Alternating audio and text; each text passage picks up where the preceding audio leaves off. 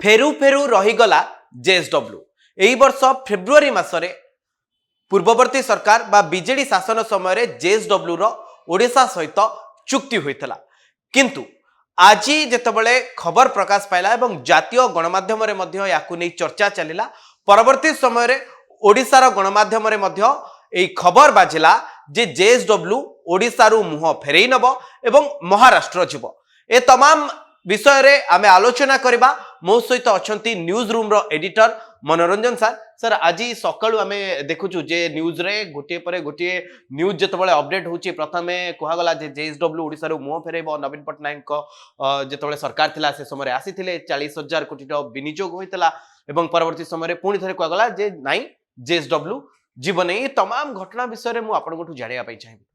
देखंतु जेएसडब्ल्यू गोटे company jar भारतवर्षर विभिन्न राज्य रे प्लांट रही एवं ओडिशार पारादीप रे मध्य ये गोटे पस्को जोटी हम प्रस्तावित पस्को प्रकल्प थिला एवं कैंसल होता से जगार मध्य आगामी दिन में यार फैक्ट्री बसिया जाउची। तो नवीन पटनायक सरकार रे फेब्रुआरी मासरे 40,000 कोटी टंकार पुंजी विनियोग करबा पाई चुक्तिनामा स्वाक्षर करिथिला जेएसडब्ल्यू। एवं ये कौन पाई चुक्तिनामा स्वाक्षर करिथिला? इलेक्ट्रॉनिक व्हीकल बा इलेक्ट्रिक द्वारा परिचालित गाड़ी उत्पादन करिबो, बैटरी उत्पादन करिबो। नवीन पटनायक सरकार एथिपाई गोटे नीति मध्य प्रणयन करिसंती। स्वतंत्र भाव में जो माने ओडिशा रे फैक्ट्री बसैबे, ईवी तैयारी करिबे, बैटरी प्रोडक्शन करिबे, सेमानक पई स्वतंत्र पैकेज रो व्यवस्था करिसंती। तो फेब्रुआरी मासरे इलेक्शन अव्यवहित पूर्व जेएसडब्ल्यू सहित चुक्ति स्वाक्षरित है। आज जातीय गणमाध्यम रे जो रिपोर्ट आसी, मिंट रे जो रिपोर्ट आसी ताकू ओडिशार गणमाध्यम कोट करिथिला। कौन थिला से रिपोर्ट? जे जेएसडब्ल्यू रो किछि कर्मकर्ता जो माने यार परवर्ती योजना संपर्क में रूपरेख तैयारी करती, सेमानक मध्यरु जड़े कई जार ना इथिरे उल्लेख नथिला मिंटर सांबादिकों को कहिसंती जे महाराष्ट्र को ओडिशार एई प्लांट टी पळेबो। एथिपाई रूपरेख तैयारी होउछि। याकू जेतबळे आमे देखिले खबर रे ओडिशा रे निश्चित भाव में यह आलोडन तैयारी कला। 10,000 लोकों को नियुक्ति दबार संभावना रही प्लांट रे। किंतु ओडिशा रे आमे देखिचु जेमती पस्को 52,000 कोटी टंकार गोटे प्रकल्प थिला। 2006 मसीह रे नवीन पटनायक सरकार पस्को को आनिबा पाई गोटे चुक्तिनामा स्वाक्षरित करथिले, किंतु परवर्ती समय पस्को ओरी गला। जहाँ खबर मिलुची जो जमी दिया जाइची जेएसडब्ल्यू को ताहा पूर्व टाटा पावर को दिया जाइथला एवं एटी जमी जमा को नहीं किछि प्रसंग रही। स्थानीय अंचल रे किछि विरोधाभास रही एवं बड़ बड़ फैक्ट्री माने सबले चाहती राजनैतिक स्थिरता। राजनैतिक स्थिरता नवीन पटनायक सरकार पुणी थरे आसीए बोली सेमानक भितरे गोटे हुएत धारणा थिबो। सरकार 24 वर्षर बिजु जनता दल हारिजियो बोली केही भाबी नथिले। सेहितपई बोधे कुआ जाउतला स्थिर सरकार ओडिसा रे स्थिर सरकार चलीची कुआ जाउतला। तेणु जेतबळे सरकार परिवर्तन होई गला आमे जानिने जे परदा आढ़ुआल रे कौन टर्म्स ऑफ नेगोशिएशन थिला। तेणु बोधवे कंपनी कर्तृपक्ष कोठी ना कोठी भाबुतिले जे जो नुआ सरकार आसीची तांको सहित समन्वय रखी काम करी हबो कि नाही।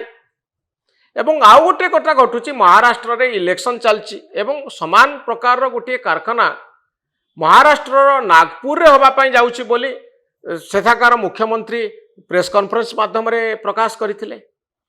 तेणु एतिकी बेले संदेह सृष्टि होउची ओडिशार एई प्लांट टी महाराष्ट्र जाउ नाही तो ना महाराष्ट्र रे एवं ओडिशा रे दुईटी स्वतंत्र प्लांट प्रतिष्ठा पाई कंपनी चाहूची। कौन आ पछर कहानी टी कौन? तो जाओ जेएसडब्ल्यू पक्षर वर्तमान स्पष्टीकरण दिया जाउची जे नै हमर शिफ्ट करिवार कोनोसी योजना नाही। गणमाध्यम रो चाप जोगु या हेची ना राजनैतिक चाप जोगु या हेची एपर्यंत यह स्पष्ट होई नाही। डबल इंजिन सरकार चली। मोदी सरकार दिल्ली रे, ओडिशा रे मोहन माझी सरकार। जदि यही समय जेएसडब्ल्यू फेरी जाए बा प्रोजेक्ट रे विलंब हुए यह सरकार पाई गोटे बड़ चैलेंज तैयारी करिवो। आउ बिजु जनता दल पाई गोटे अस्त्र हो ए प्रसंगटी जे आमे करिथिलु पुंजी लगाण पाई मेमोरेंडम ऑफ अंडरस्टैंडिंग बा एमओयू साइन करिथिलु। आउ मोहन माझी सरकार कंपनी गुडी को रक्षा रखी पारुनी ओडिशा रे, से माने पळै जाउछंती। सरकार से भली सुविधा सुजोग दउ नहीं, आउ सरकार उपरे कंपनी मानकर विश्वास नाही। एई कथा बिजु जनता दल प्रचार करिथांता, सरकार विरुद्ध रे आरोप लगाई थांता। ता पूर्वरु आमे जानिनु परदा पछरे कौन घटिला। आज प्रतिक्रिया सृष्टि हला पावर कॉरिडोर रे, जे जदि एई भली घटना घटे सरकार पाई निश्चित भाव में भल हब नाही, खराब गोटे मेसेज जीव लोकंक पाखक। डबल इंजिन सरकार कथा कह जाउछि। दिल्ली रे प्राइम मिनिस्टर ऑफिस, ओडिशा रे चीफ मिनिस्टर ऑफिस। तो एतिकी बेले जदि जेएसडब्ल्यू पळै जाउछि ओडिशा रु, ताहले कौन भाविबु आमे? ओडिशा रो लोक माने कौन भाविबे जे ओडिशा बोधुए बीजेपी सरकार रो प्रायोरिटी रे नाही, जोथि पाई कंपनी फेरी जाउछंती। पस्को फेरी जाइथिला, जेएसडब्ल्यू फेरी जाउछि। बड़ बड़ प्रकल्प क्षेत्र में सरकार को पाई बड़ चैलेंज होउछि विश्वास तैयारी करबा कॉर्पोरेट मानक भितरे जे ए सरकार आपण माननकु सहयोग करिवो पुंजी लगाण पाई, फैक्ट्री तैयारी करबा पाई, जहाँ जहाँ प्रसंग अच्छी से प्रसंगर समाधान करबा पाई सरकार प्रस्तुत अच्छी। तुरंत नवीन पट्टनायक सरकार रे जो एमओयू होइथिला पुंजी लगाण पाई, जो प्रकार अंडरस्टैंडिंग करा जाइथिला, मेमोरेंडम ऑफ अंडरस्टैंडिंग स्वाक्षरित होइथिला, से सबुर रिव्यू करा जिबा जरूरी। नुआ प्रकल्प आसीबो तो आमे आशा करिबा, किंतु ए एमओयू रे साइन करिथिबा कंपनी गुड़िक केते बाट आगु जाइछंती, कौन से मानकर असुविधा रही, ए संपर्क में पूरा एक समीक्षार आवश्यकता रही। नहले एई भली राजनैतिक स्तर रे याकू आमे देखिबु या राजनीतिकरण हबो। ए प्रसंग रे विरोधी दल सरकार को घेरिबे, आउ सरकार को पई गोटे असुविधा तैयारी हबो। तेणु वर्तमान समय रे एमओयू को रिव्यू करिवार आवश्यकता रही। वर्तमान स्थिति कौन रही, जो जो एमओयू साइन करा जाइथिला, को कंपनी आसिले, को कंपनी आसिले नाही, जदि आसिले नाही काहींकी आसिले नाही, ए संपर्क रे पूरा तर्जमार आवश्यकता रही। एवं जेएसडब्ल्यू सहित तुरंत आलोचना करिवार आवश्यकता रही जे एभली एक खबर जातीय गणमाध्यम को काहींकी आसिला, आपण मानकर प्रकृत रे प्लान कौन रही, केते दिन भितरे आपण काम आरंभ करूचंती, कौन कौन चैलेंजेस आपण पाखरे रही जहाकू सरकार एड्रेस करबा जरूरी।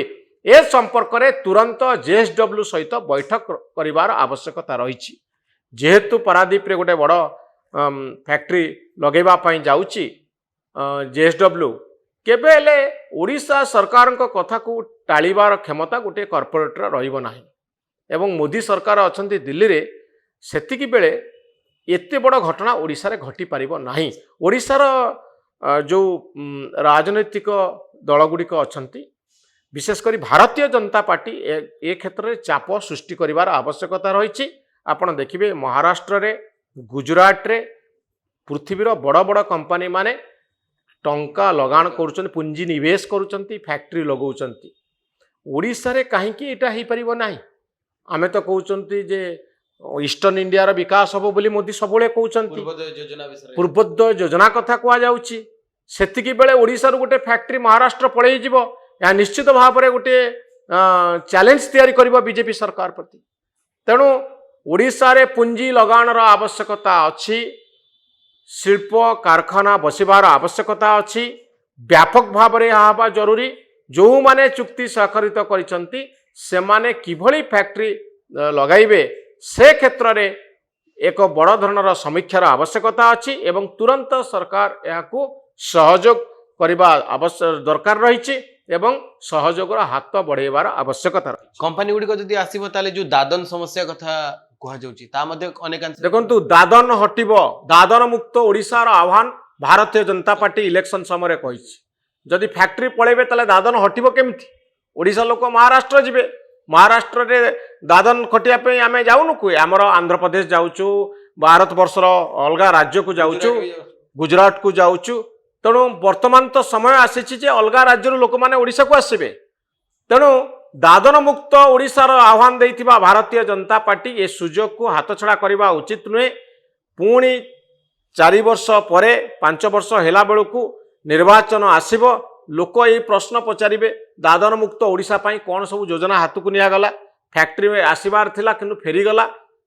तेणु ए प्रश्न सबूर उत्तर देवाई सरकार प्रस्तुत रहा पड़ो। से दृष्टिकोण वर्तमान एमओयू गुड़िकर रिव्यू जरूरी। जो जो कॉर्पोरेट माने इच्छा प्रकाश करते ओडिशा रे शिल्प प्रतिष्ठा करने कहीं से माने आगे पारुना, कौन असुविधा रही से संपर्क में तर्जमा करने जरूरी। आउ जेएसडब्ल्यू सहित तुरंत एक बैठक करिवार आवश्यकता देखा जाउची, जहा फल सरकार एभली एक लज्जाजनक परिस्थिति निजको रक्षा करि पारिबे। तेबे आपण शुणुथिले जे किभली भाबे राज्य सरकार को पदक्षेप नवा दरकार, जो भली भाबे जेएसडब्ल्यू ओडिशा रे जो एमओयू स्वाक्षर करथिला पुंजी निवेश पई सेथिरे जेमती से अटल रहइबो एवं राज्य रे कंपनी प्रतिष्ठा हबो एवं दादन समस्या एहारी माध्यम रे दूर हबो। तेबे एई भली अनेक न्यूज सहित निजको जोड़ी रखिबा पई एवं अपडेट रहिबा पई आपण माने आम न्यूज रूम को लाइक करंतु, शेयर करंतु और सब्सक्राइब करंतु। न्यूज रूम को सब्सक्राइब करंतु आउ आम मानक उत्साहित करंतु। धन्यवाद, नमस्कार।